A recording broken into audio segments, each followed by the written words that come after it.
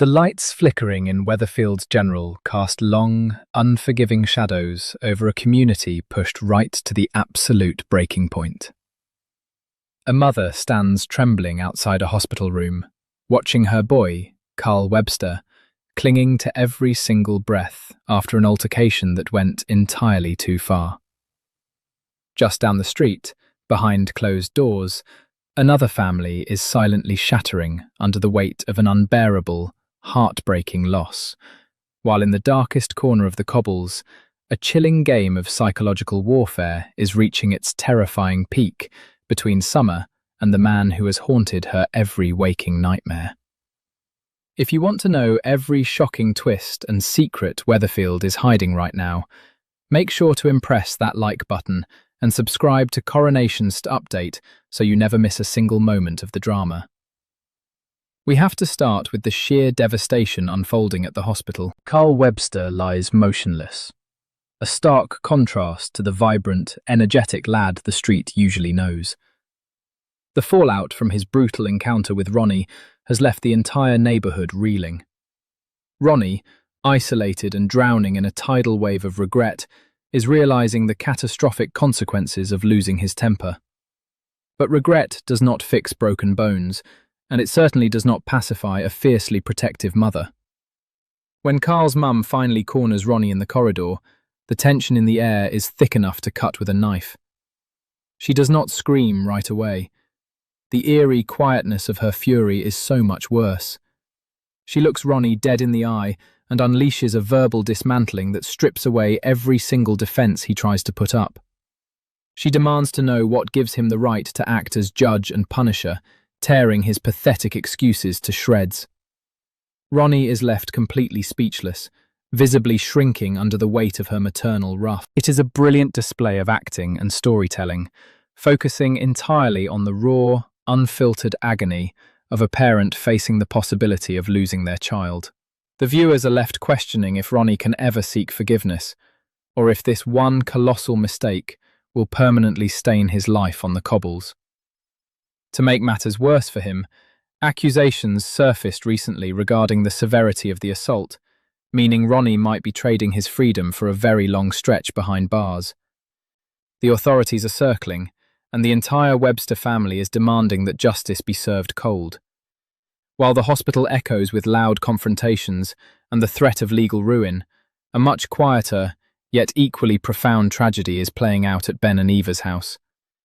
The loss of a child through a devastating miscarriage is a pain that words can barely capture, but the writers have masterfully chosen to focus on the deeply emotional ripple effect this has on the entire family unit. Ben and Eva are completely hollowed out, desperately trying to keep their heads above water, but they are not the only ones suffering in that house.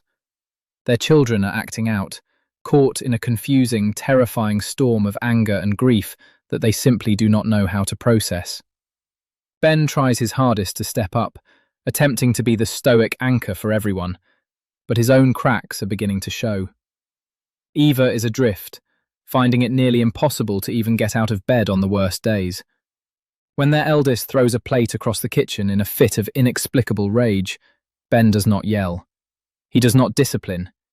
Instead, he just sinks to the floor, pulling the child into a desperate, tearful embrace. It is a beautifully agonizing moment that shows how trauma does not just hit the parents, it infects the whole household. They are walking on eggshells around each other, absolutely terrified of saying the wrong thing, yet so desperate for the comfort that only a family can provide. It is a stark, grounding reminder of how fragile domestic life can be when tragedy strikes unannounced, tearing down the walls of a happy home and leaving nothing but painful memories behind. Just when the heaviness feels like it might consume the entire street, we are granted a desperately needed glimmer of light over at the factory. Sarah and Carla are huddled over a desk, but instead of poring over boring order sheets, they are debating the intricate details of wedding vows. Sarah is a bundle of frantic, nervous energy, endlessly second-guessing whether her vows are too cheesy, too serious, or just completely wrong for the occasion. Carla, in classic Carla fashion, sits back with a dry smirk, sipping her coffee and offering a masterclass in grounded, biting sarcasm. She tells Sarah that nobody actually remembers the vows anyway. The guests just want the free food, the drinks, and the party. But beneath Carla's cynical, tough girl exterior, there is a genuine warmth that shines through. When Sarah finally stops pacing and admits her underlying fear that things might go horribly wrong, Carla drops the act.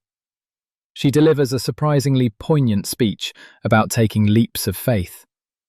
She reminds Sarah that despite all the misery, the betrayals, and the broken relationships scattered across the neighborhood, finding someone actually worth taking that massive risk for is a profound victory in itself. This scene acts as the perfect palate cleanser. It reminds us why we stay so invested in these characters year after year. They are real people who, despite living in a constant, exhausting whirlwind of drama, still manage to celebrate love, share a laugh, and fiercely look forward to the future. But the warmth of those upcoming nuptials is brutally snatched away as the sun sets and the focus dramatically shifts to summer. What happens next is nothing short of a masterclass in suspense. Summer finally stands face to face with Theo. We all know Theo's dark history. The terrible rumours about how his former partner tragically offed himself under suspicious circumstances, and how serious accusations surfaced time and time again, but never seemed to stick to him. He used intimacy and sensual manipulation to systematically ruin lives, weaponizing people's intimidation against them until they had absolutely nothing left to give. There were even dark whispers around the pub that he was entirely responsible for an associate who supposedly OD'd, a highly convenient death that miraculously kept Theo out of a prison cell. He is a predator, through and through. The atmosphere in the room is instantly suffocating. Theo tries to employ his usual twisted tactics, flashing that unsettling, arrogant smile, attempting to gaslight Summer into believing she is just overreacting to his past crimes. He speaks in a soft, mocking tone, deliberately bringing up old wounds and trying to trigger her deepest insecurities. But Summer is different now. The trembling, fearful girl Theo thought he could easily manipulate and control is long gone. She stares him down with a steely, unblinking resolve that makes the hairs on the back of your neck stand straight up. She systematically dismantles his false bravado, laying bare exactly what he is: a pathetic, cowardly, manipulative shadow of a man. She warns him, in no uncertain terms, that if he takes one more step toward her or absolutely anyone she cares about, she will personally ensure that every single one of his dark secrets sees the harsh light of day. Theo's mask finally slips. The terrifying realization that he has completely lost his power over her is written all over his face. When he backs her into a corner and threatens her with death, trying to use the ultimate intimidation tactic, Summer does not even flinch. She simply smirks, steps around him, and walks away, leaving him seething and powerless in the dark.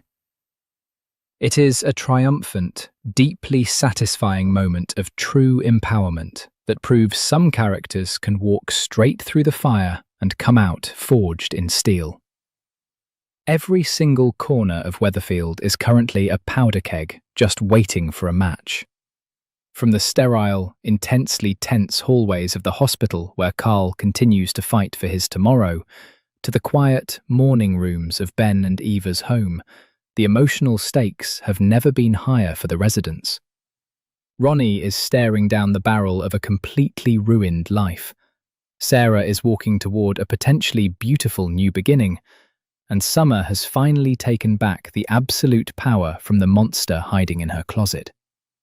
The lines between brutal revenge and justified justice are blurring fast, and the rocky path to true forgiveness seems almost impossible to navigate for half the street. This is exactly what makes the Cobbles so endlessly compelling to watch. Real consequences, very real pain, and the enduring, stubborn resilience of a community that refuses to stay down. As we wait on the edge of our seats to see exactly who will break first and who will rise above the ashes, one thing is absolutely certain.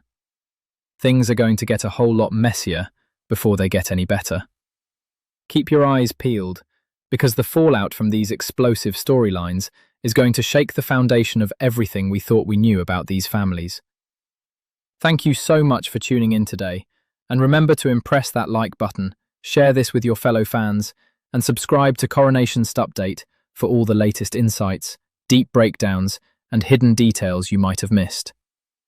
See you next time on the cobbles.